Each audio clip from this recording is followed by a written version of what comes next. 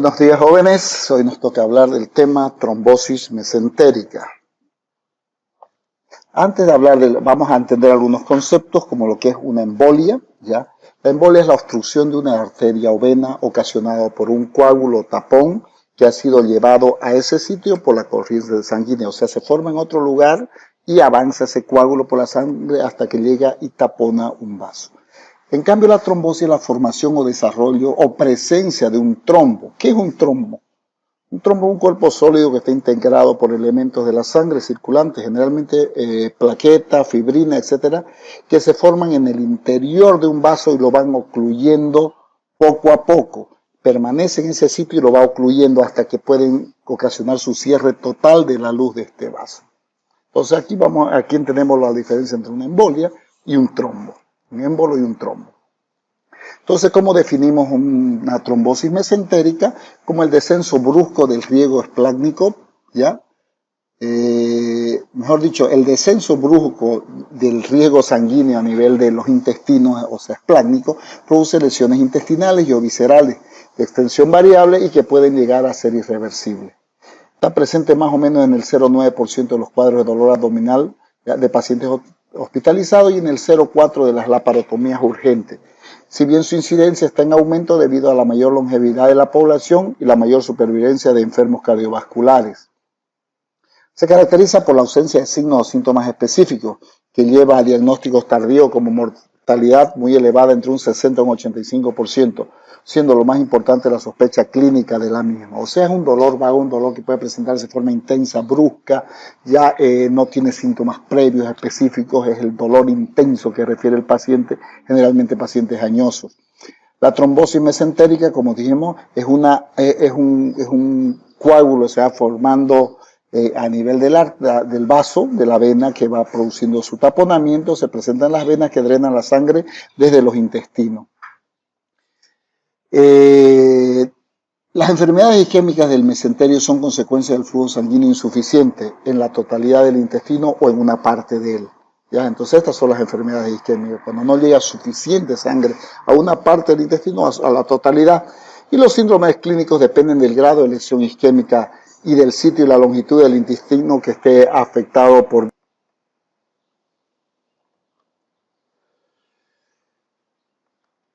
el lecho esplácnico, compuesto por un componente macrovascular y otro microvascular. El macrovascular conformado por tres arterias principales que son el tronco celíaco, la arteria mesentérica superior y la arteria mesentérica inferior. Aquí, como podemos ver, ya está el tronco celíaco a este nivel arriba, el alto que no, aquí no lo vemos muy bien, ya la arteria mesentérica superior y la arteria mesentérica inferior, ya que son los vasos que la mesentérica superior que va a irrigar todo el colon prácticamente, ¿ya? Aquí vemos, ¿ya? Entonces la irrigación de la arteria mesentérica superior, donde nos irriga prácticamente la parte intestinal, casi todo el intestino delgado. El tronco celíaco lo vemos acá arriba. Igualmente el drenaje venoso que se produce y llega a la porta. La arteria celíaca irriga el hígado, estómago, páncreas, vaso y porción proximal del duodeno. La arteria mesentérica superior irriga parte distal del duodeno, intestino delgado, íntegro, el hemicolon derecho. La arteria mesentérica inferior proporciona vascular al colon distal, ¿ya?, o al colon izquierdo.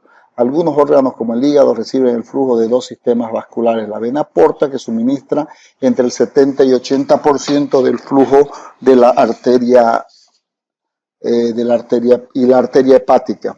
El aporte del 20 a 30% restantes por la hepática. 70 a 80% por la porta, 20-30% por la hepática. Esta doble vascularización hace al hígado realmente resistente a la isquemia, salvo en situaciones donde existe un bajo gasto.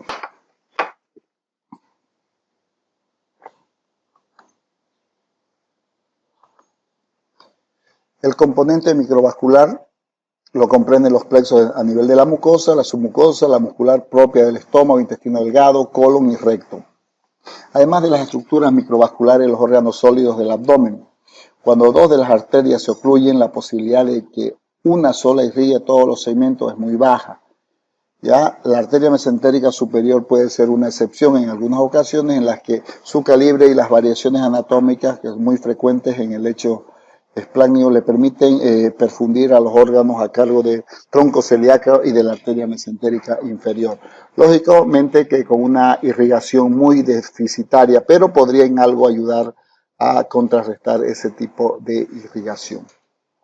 Mediante técnicas no invasivas como el Doppler se ha determinado el flujo esplácnico, más o menos entre 500 a 1200 ml de sangre por minuto, ¿ya? Más o menos el 10 al 20% del gasto cardíaco. Se evidencia un incremento significativo del flujo a los 20 a 30 minutos después de haber ingerido alimentos, o sea, postprandial, y persiste hasta unos 90 minutos después de haber ingerido alimentos. La mucosa intestinal puede ser la capa metabólica más activa por su proximidad con la flora bacteriana y la disposición de sus vasos nutritivos es la capa más sensible y protagónica en los cuadros de isquemia aguda mesentérica. Recibe el 75% del aporte vascular, la capa muscular y las cerrosas reciben el 25%. Entonces, la capa que primero sufre un problema de infarto es la capa mucosa, es la mucosa intestinal que se daña. Gracias a Dios se puede reponer más fácilmente también. Al estudiar experimentalmente la oclusión completa de la arteria mesentérica superior se encontró los siguientes hallazgos. A los 10 minutos hay la formación del espacio de Grünhagen entre las células glandulares y la membrana basal. ¿Ya? A los 30 minutos aumento la permeabilidad de la barrera de la mucosa intestinal. A la primera hora, destrucción completa de las microvellosidades y edema de la hemorragia de la mucosa y submucosa, como lo dijimos anteriormente, que son las primeras capas en sufrir. A las 4 horas, necrosis de la transmucosa completa y peritonitis. 8 a 12 horas, infarto transmural total.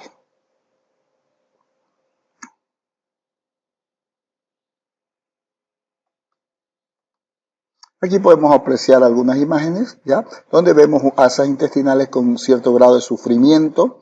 Acá asas intestinales normales, asas intestinales con sufrimiento.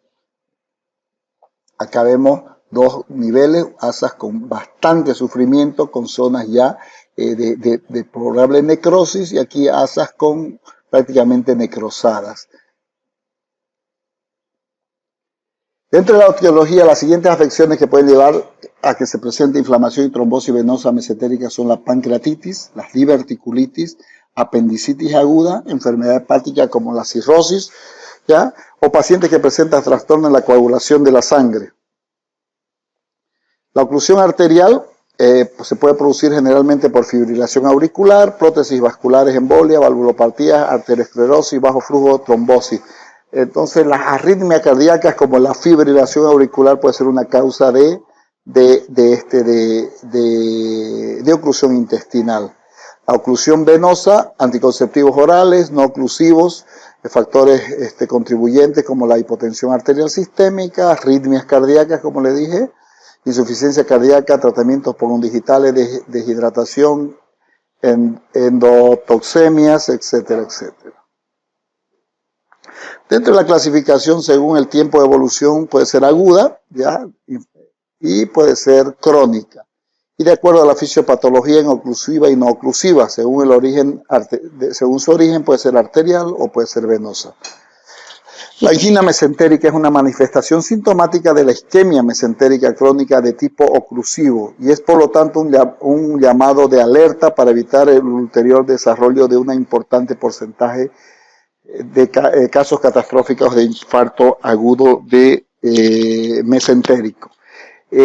Probablemente ustedes no escucharon hablar de este término, angina mesentérica. Pues es un cuadro abdominal que muchas veces no lo tomamos en cuenta porque no lo conocemos, ya lo vamos a explicar más adelante. La embolia arterial. La causa más frecuente de una embolia arterial o que provoca una isquemia intestinal por una embolia arterial es la más frecuente de todas las causas de isquemia intestinal, la embolia arterial, entre un 40 y un 50%. Los émbolos se originan en la aurícula, ¿ya? O ventrículo izquierdo, o en la lesión, o por una lesión valvular. ya ocluyen ramas arteriales pequeñas o medianas, entonces se forma el émbolo y viaja a través de la circulación y va y ocluye a nivel de pequeñas arterias, ya, el émbolo va y se tapona estas arterias, ya en forma aguda, ya, en un 15% de los casos puede impactar muy cerca del origen de una arteria principal y afectar una extensa parte del intestino, lo cual sería catastrófico. El comienzo del cuadro es extremadamente súbito debido a la falta de circulación colateral. Es lo parecido a un infarto cardíaco, ¿ya? Solo que a nivel intestinal el dolor es intenso, como si se tratase de un infarto cardíaco. La trombosis arterial, la causa de isquemia intestinal, ya en un 25% de los casos afecta a pacientes ancianos con arteriosclerosis. La trombosis suele ocurrir a 2 centímetros del origen de una rama arterial importante. El efecto puede ser devastador debido a la afectación de una gran parte del intestino delgado y grueso. Otras causas son las vasculitis, las enfermedades trombogénicas o el aneurisma de la aorta. Entonces, como vimos, las embolias se deben a procesos, alteraciones a distancia, donde se desprende un émbolo y viene y tapona, pueden ser vasos que están completamente sanos y no tienen ninguna alteración. En cambio, en la trombosis arterial, normalmente los vasos sí están afectados, se presentan en ancianos, como digo, con arteriosclerosis, con enfermedades trombogénicas, ya entonces ahí en las paredes de estos vasos se van acumulando las placas trombóticas las cuales van a ir ocluyendo parcialmente la irrigación que llega a estas estructuras intestinales. Dentro de la isquemia intestinal no oclusiva, como lo dije, el 20 al 30% de los casos de isquemia intestinal aguda ya se caracteriza por la ausencia de oclusión arterial o venosa demostrable, pero con un flujo sanguíneo insuficiente para mantener la integridad del intestino. ¿Qué significa? De que se está produciendo probablemente una trombosis, ya, pero no ha llegado a ocluir y muchas veces no se puede demostrar que los vasos están ocluidos, pero sí hay un flujo sanguíneo insuficiente para que pueda el intestino continuar recibiendo una adecuada irrigación. Suele presentarse en pacientes con shock, insuficiencia cardíaca, sepsis, arritmia, infarto agudo de miocardio, insuficiencia renal, cirugías cardíacas y abdominales mayores, ya alguna administración de fármacos vasoconstrictores. La afectación intestinal suele ser segmentaria y suele ser confinada a la mucosa, ¿ya? Entonces muchas veces son isquemias pasajeras que se presentan solamente cuando en estas situaciones que hemos mencionado anteriormente. La trombosis venosa mesentérica es responsable del 15 al 30% de los casos de isquemia intestinal aguda. Puede ser primaria, ¿ya? En un 30%, puede ser por trastornos de coagulación o secundaria en un 60%. Los procesos intraabdominales que ocasionan trombosis venosas por causa de una combinación de hemoconcentración, reducción del flujo sanguíneo y lesión endotelial o idiopática en un 10%.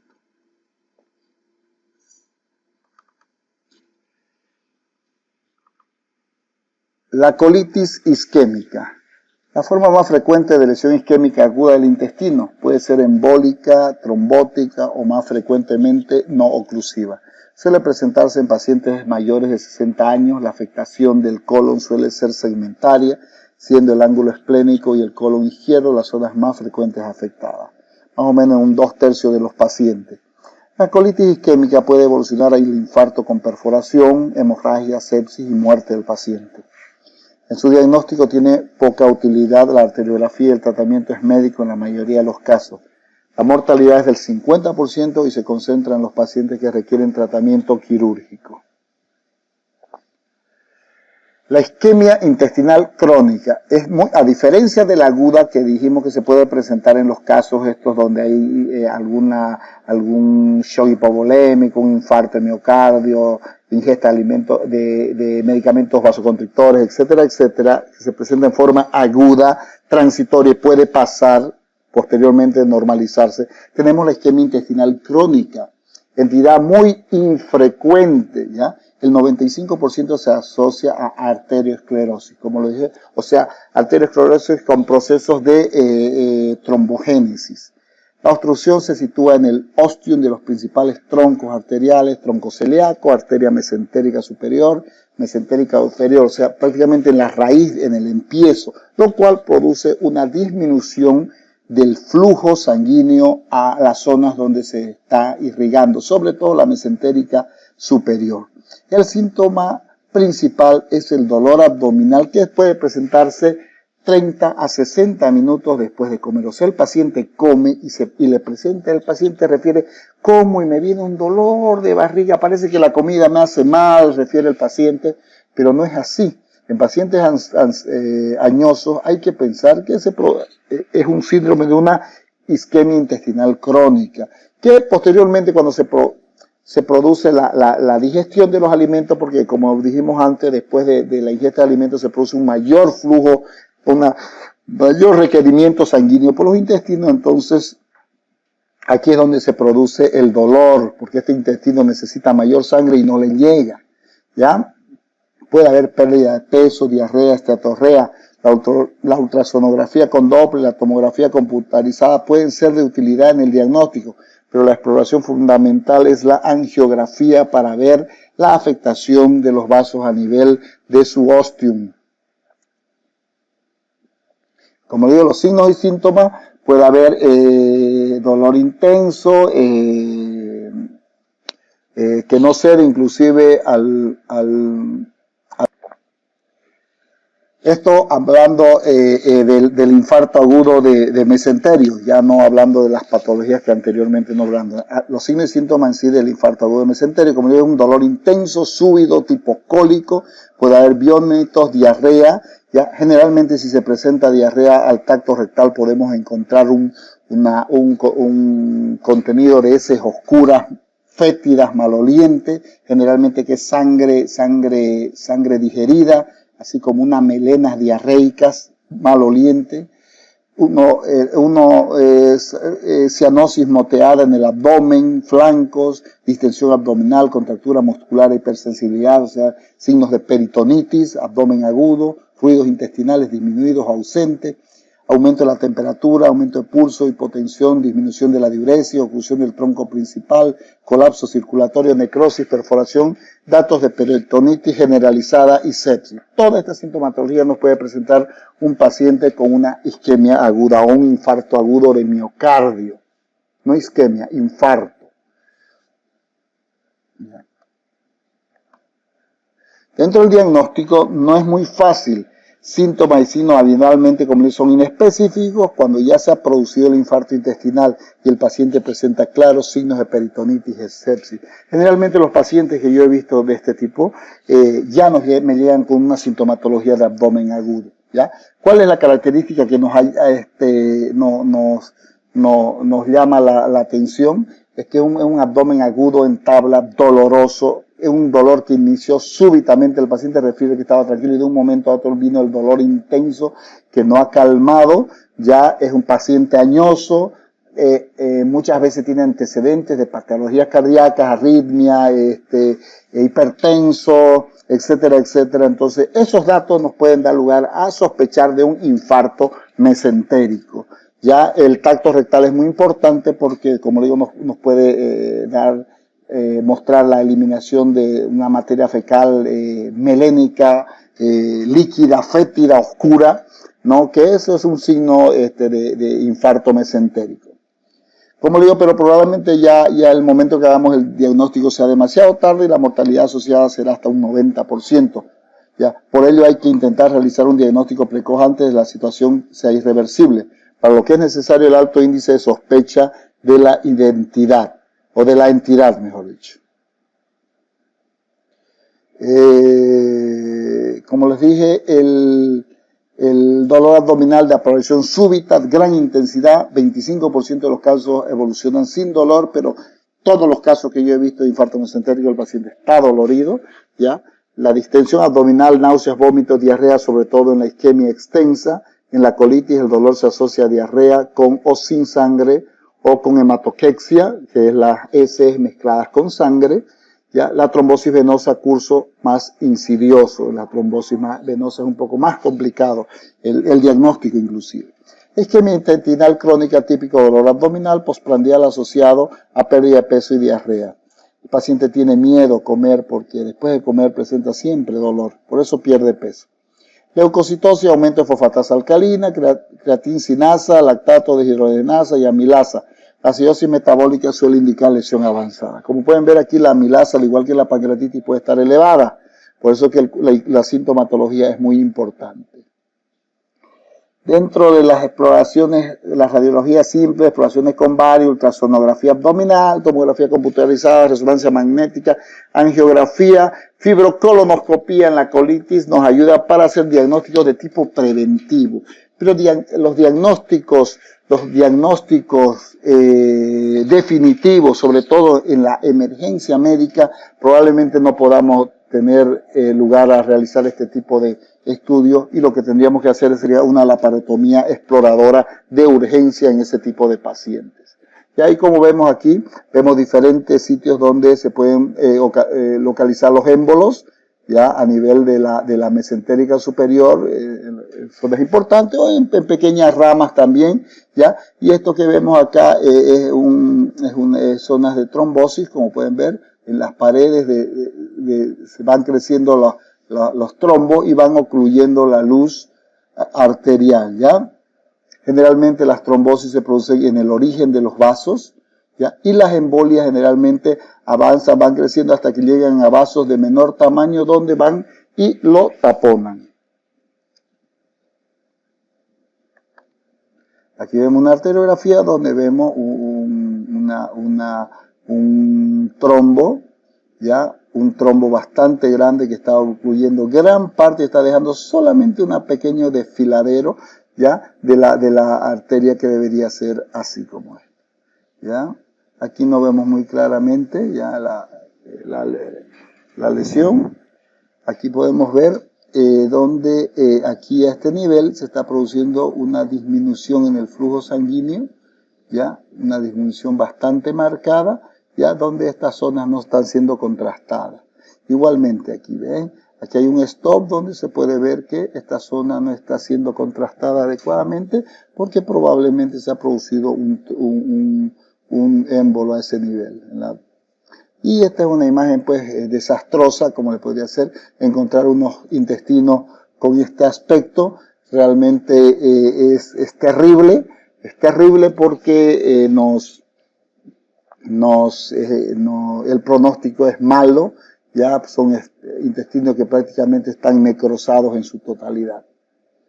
Ya, aquí también otra arteriografía donde vemos a nivel de la salida del tronco celíaco un stop bastante marcado donde se ha producido, probablemente sea un émbolo probablemente sea un émbolo que ha ido a taponar a esa zona, ¿ya? Aquí vemos otras imágenes también. Aquí las zonas generalmente estos son trombos, son trombos que se producen y van taponando el trayecto de la arteria, como lo pueden ver ahí. Igualmente a este nivel, ¿ya? A este nivel, formaciones de trombos. Dentro del tratamiento adecuado es necesario realizar el diagnóstico mientras más precoz sea mejor y así reducir al máximo las consecuencias de la isquemia intestinal. Para ello será importante un alto índice de sospecha, como dije, en el cuadro clínico compatible con isquemia intestinal. Estamos hablando de isquemia cuando el paciente tiene cuadros de isquemia para llegar a prevenir un infarto. ¿Ya? Entonces la sintomatología que el paciente presenta cuando presenta cuadros isquémicos. Porque una vez se ha producido el infarto mesentérico, ya este cuadro no tiene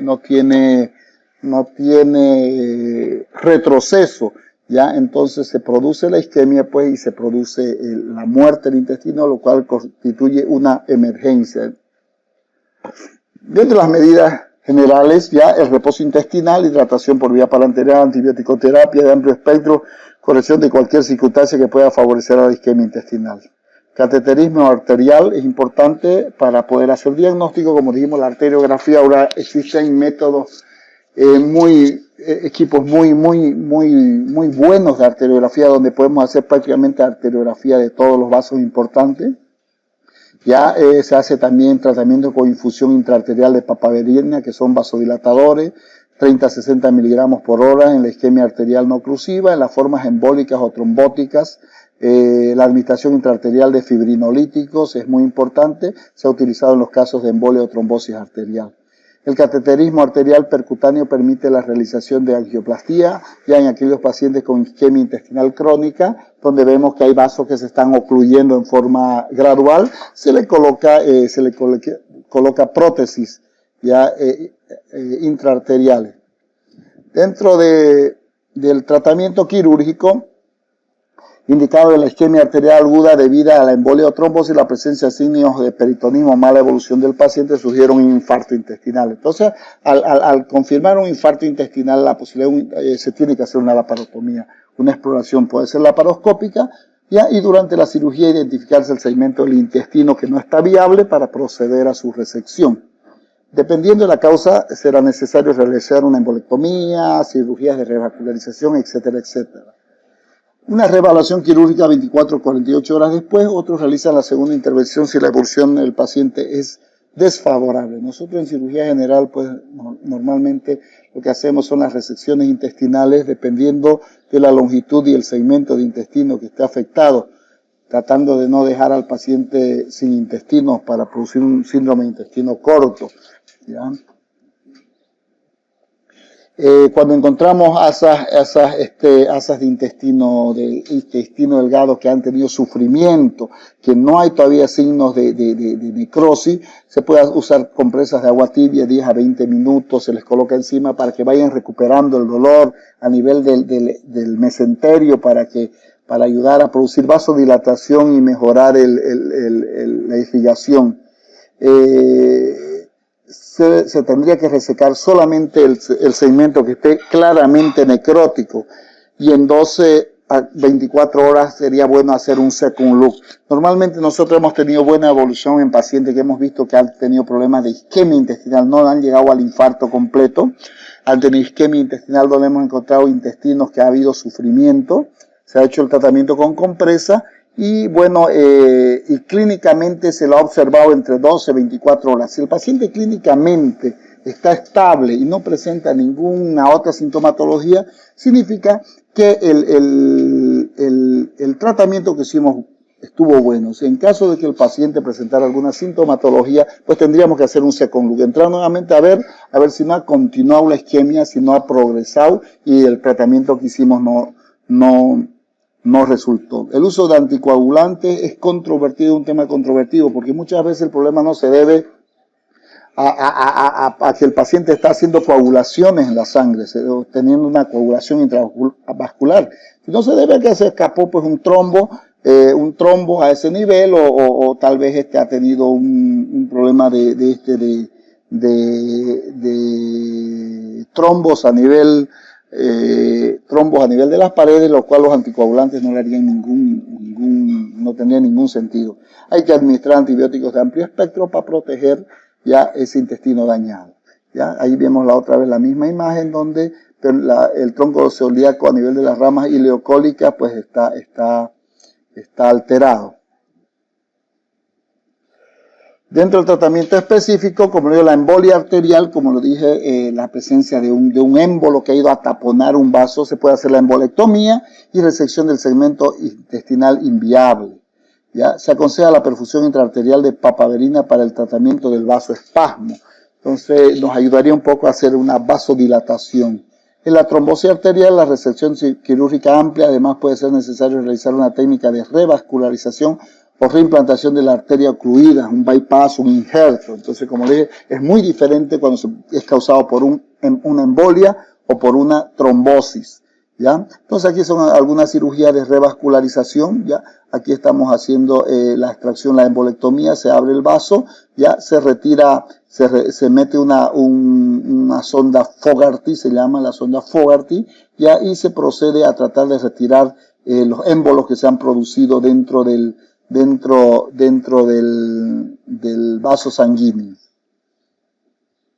¿ya? Entonces aquí estamos haciendo, ven, como ven, se está retirando, se introduce esta sonda que es la sonda Fogarty, que tiene un globito y se infla, ya se introduce sin el, como les estaba diciendo, entonces se coloca la Fogarty cerrada hasta traspasar el sitio donde está el émbolo, se infla el globito y de ahí se extrae, produciendo la extracción del émbolo. Esa técnica es la extracción del émbolo, embolectomía. Aquí vemos, aquí tenemos una prótesis que se ha colado, una estenosis de la arteria mesentérica superior. Dicho, y aquí las conductas generalmente ya se colocan prótesis. ¿Ya? Aquí, como les decía, se está abriendo la arteria para retirar los trombos que se producen ahí. O muchas veces se hace la resección de la arteria, ¿ya? Se hace la resección de la arteria y se retira ese segmento.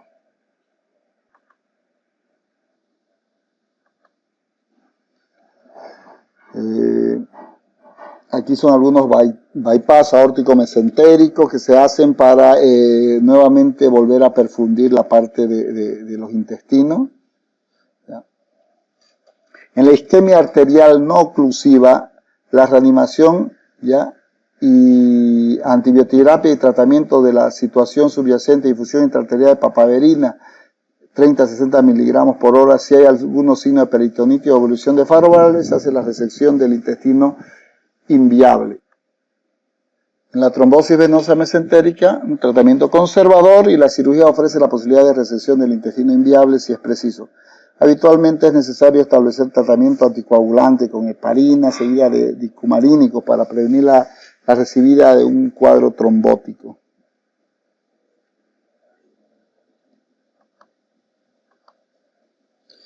Dentro de la colitis isquémica, fundamentalmente el tratamiento es médico, con reposo intestinal, hidratación parenteral, antibióticos de amplio espectro. ¿Ya? La intervención quirúrgica se reserva para los pacientes con peritonismo o en aquellos con evolución desfavorable a pesar del tratamiento médico. La isquemia intestinal crónica, la angioplastía percutánea con o sin colocación de prótesis intravascular. El éxito inmediato de esta técnica cifra en un 70 a un 100% con escasas complicaciones. El problema es poder diagnosticarla, ¿no? Darse cuenta de que el dolor que prefiere el paciente se debe a esta causa. La recurrencia de la clínica es mayor que en la cirugía, pudiendo ser hasta un 50% a los 2 años. Si fracasa este tratamiento, la alternativa es la cirugía de revascularización. Aquí tenemos una imagen de una colitis isquémica, el interior del colon, cómo se ven las zonas fibrosadas ya por una isquemia crónica. ¿Ya? Aquí vemos zonas avasculares, zonas isquémicas. Entonces, como digo, aquí vemos algunas circulaciones de compensación que se producirían cuando se produce una obstrucción a nivel de la arteria mesentérica, primero a nivel de la arteria mesentérica inferior, ya entonces la sangre a través de la arteria mesentérica superior por sus colaterales, pues colaboraría en algo en la circulación que corresponde a la arteria mesentérica superior. Y lo mismo en una obstrucción de la arteria mesentérica superior, la arteria mesentérica inferior podría coadyuvar en parte, pero lo cual no dejaría de producir la sintomatología de una isquemia intestinal, ya que esta irrigación no es suficiente. ¿Ya? Cuando hay una estenosis, pues aquí como hablábamos de la estenosis a nivel del tronco celíaco, pues la colocación de los stents, hay unos stents metálicos muy buenos que favorecen la dilatación de la zona, ya, entonces eso actualmente son métodos que se están realizando, pero en forma muy rutinaria, ya la colocación de estos tipos de stent. Muchas gracias.